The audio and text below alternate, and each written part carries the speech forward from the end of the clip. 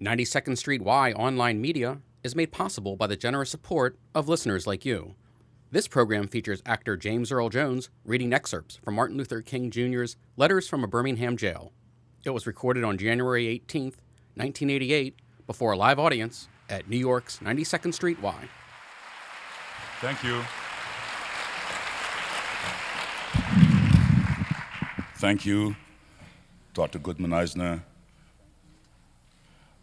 I want to thank you especially because the letter, as Dr. King himself states in the closing paragraphs, is a long letter.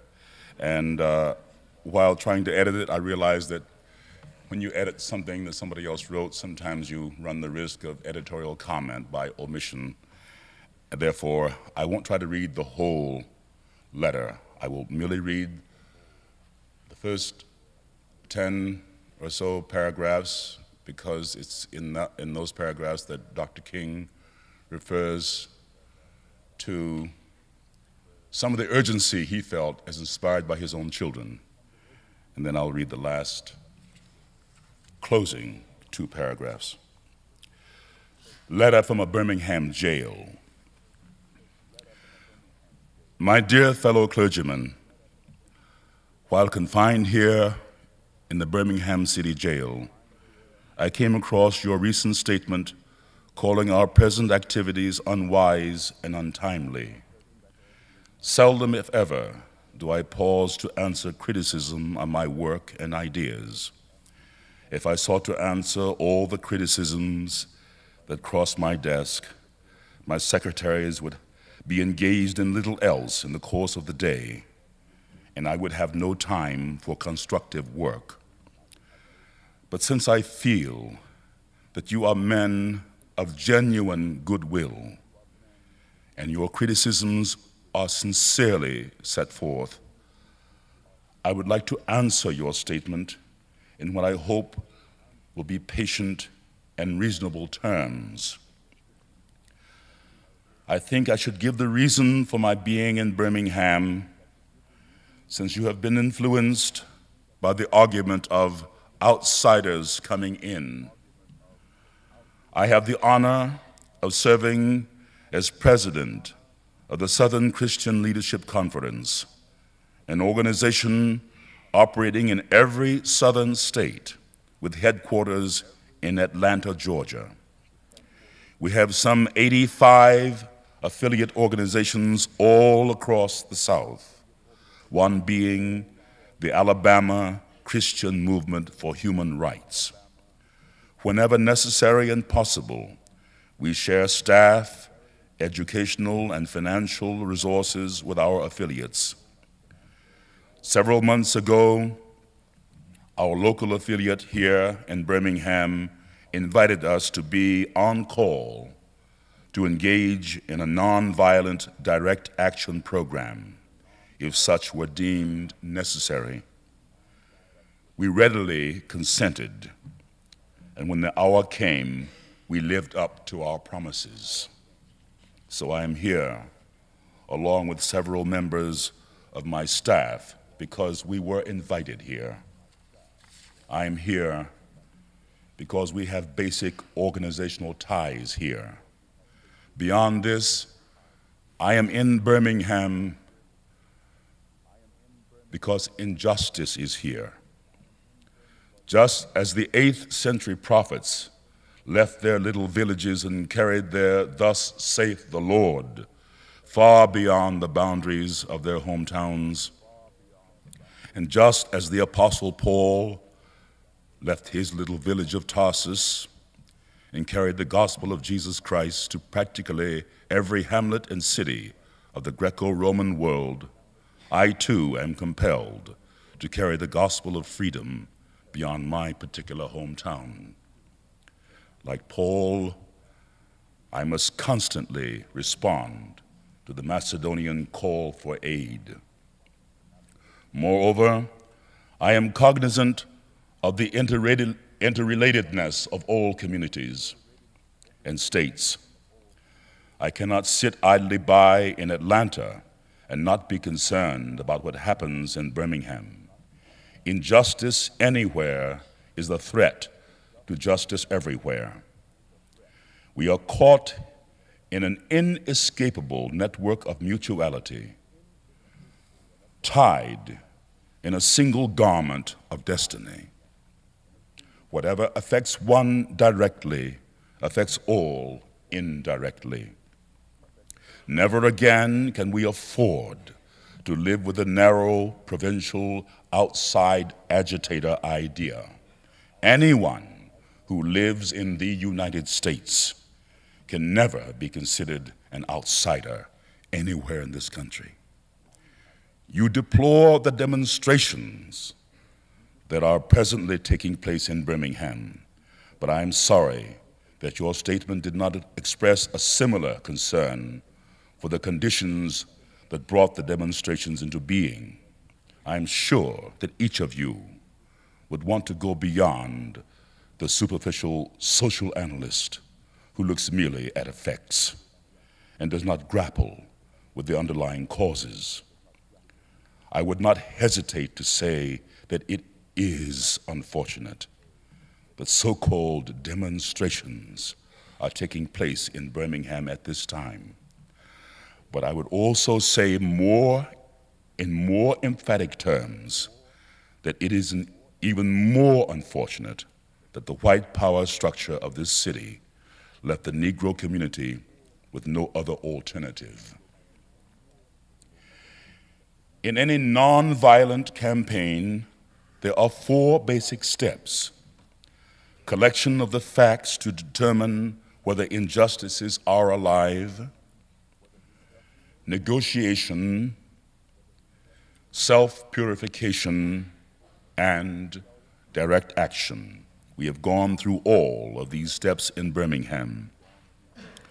There can be no gainsaying of the fact that racial injustice engulfs this community. Birmingham is probably the most thoroughly segregated city in the United States. Its ugly record of police brutality is known in every section of this country.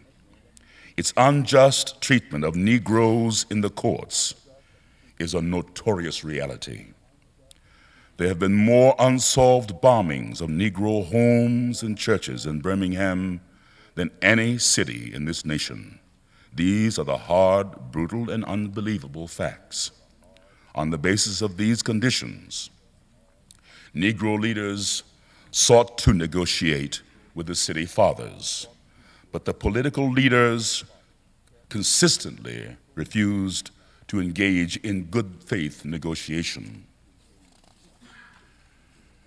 Like so many experiences of the past, we were confronted with blasted hopes, and the dark shadow of a deep disappointment settled upon us. So we had no alternative except that of preparing for direct action, whereby we would present our very bodies as a means of laying our case before the conscience of the local and national community. We were not unmindful of the difficulties involved, so we decided to go through a process of self-purification. We started having workshops on nonviolence and repeatedly asked ourselves the questions: are you able to accept blows without retaliating? Are you able to endure the ordeals of jail? You may well ask, why direct action? Why sit-ins, marches, etc.? Isn't negotiation a better path? You are exactly right in your call for negotiation. Indeed, this is the purpose of direct action. Nonviolent direct action seeks to create such a crisis and establish such creative tension that a community that has constantly refused to negotiate is forced to confront the issue. It seeks so to dramatize the issue that it can no longer be ignored.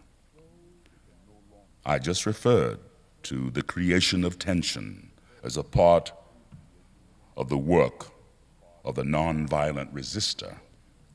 This may sound rather shocking, but I must confess that I am not afraid of the word tension. I have earnestly worked and preached against violent tension, but there is a type of constructive, nonviolent tension that is necessary for growth.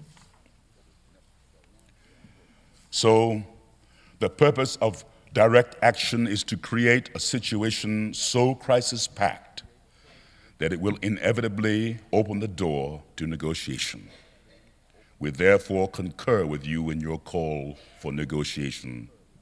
Too long has our beloved Southland been bogged down in the tragic attempt to live in monologue rather than dialogue.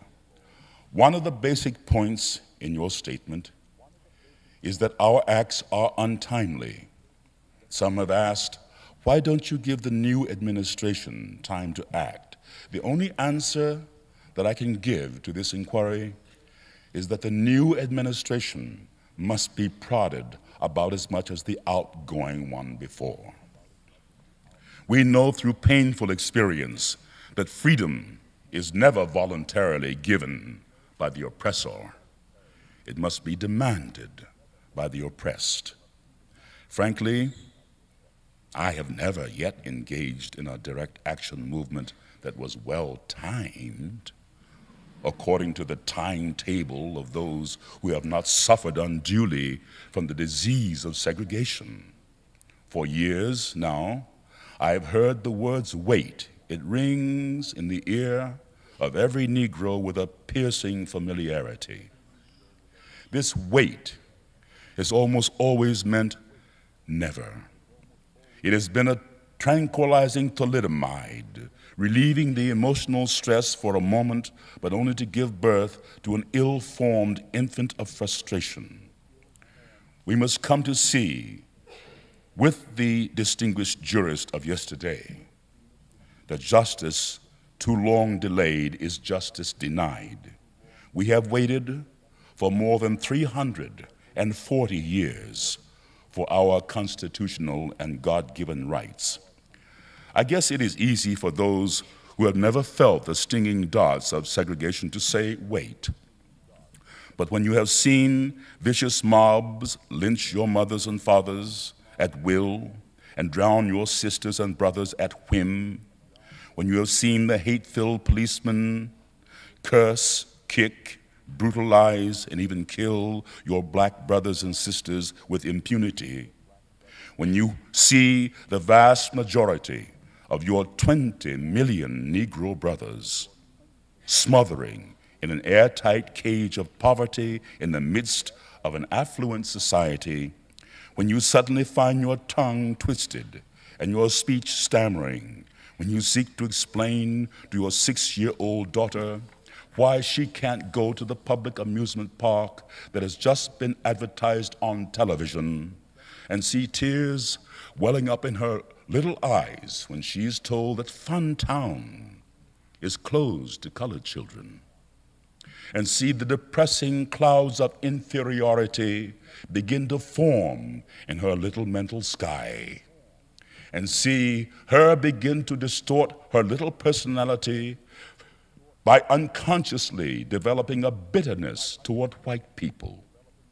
When you have to concoct an answer for a 5-year-old son asking in agonizing pathos, "Daddy, why do white people treat colored people so mean?"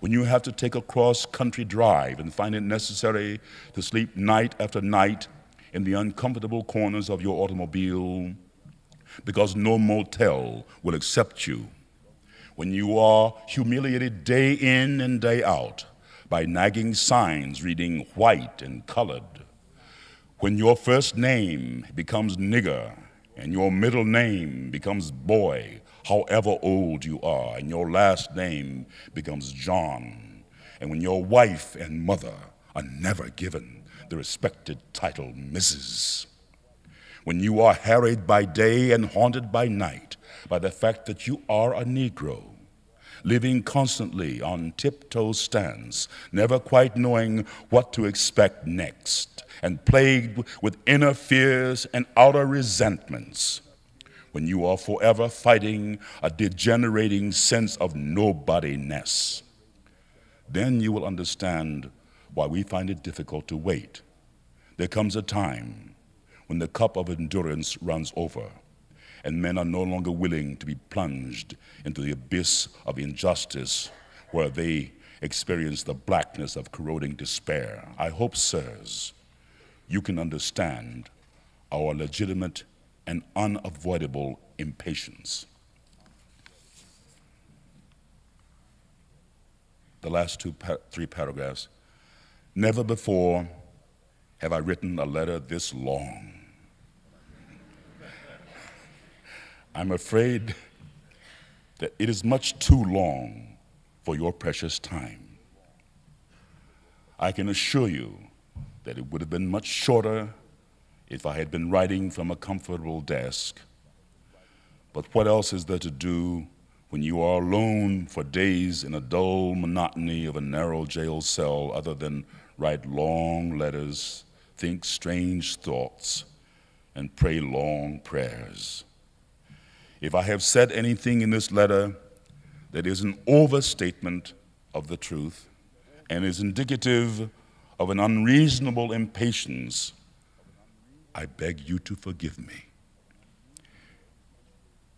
If I have said anything in this letter that is an understatement of the truth and is indicative of my having a patience that makes me patient with anything less than brotherhood, I beg God to forgive me.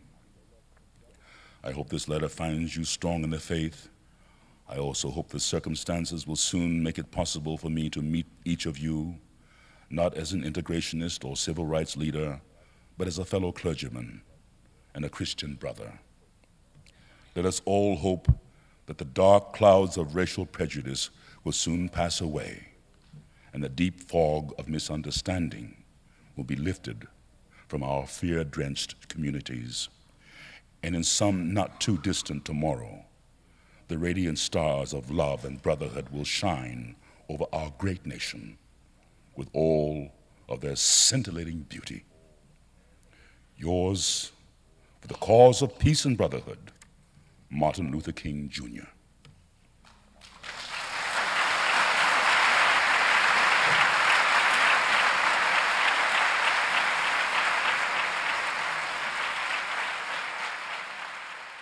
Thanks for listening. 92nd Street Y Unterberg Poetry Center recordings and access to our archive are made possible by the generous support of listeners like you. For more information on 92nd Street Y and all of our programs, please visit us at 92y.org. This program is copyright 1988 by 92nd Street Y and the estate of Martin Luther King, Jr.